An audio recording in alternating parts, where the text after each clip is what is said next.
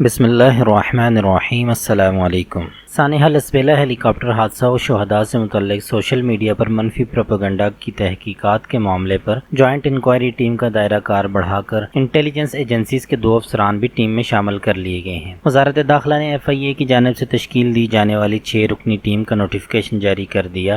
ISI کی جانب سے لیفٹیننٹ کرنل سعد اور انٹیلیجنس بیورو سے ڈپٹی ڈائریکٹر وقار نثار نمائندگی کریں گے۔ FIA و انٹیلیجنس اداروں کی joint inquiry team additional director FIA cyber crime Muhammad Jafar کی نگرانی میں تحقیقات کرے گی۔ ٹیم میں FIA director FIA cyber crime wing Waqar Uddin Syed, additional director cyber crime Ayaz Khan اور اسسٹنٹ ڈائریکٹر عمران حیدر شامل ہیں۔ حکام کے مطابق FIA اور انٹیلیجنس اداروں کی 6 رکنی جوائنٹ انکوائری ٹیم ہیلی کاپٹر حادثے و شہداء سے متعلق منفی ٹرینڈ چلانے والوں کا پتہ چلائے گی۔ ان عناصر کے پیچھے کون کون ملوث ہے یا کن کن کے کہنے پر یہ ٹرینڈ چلا کر ملک کو بدنام اور شہداء کی فیملیز اور قوم کی دل آزاری کا بھی پتہ چلایا جائے گا۔ جوائنٹ انکوائری ٹیم کی انکوائری کے بعد ملوث عناصر کے خلاف مقدمات درج کر کے قانونی کارروائی کو آگے بڑھایا جائے گا۔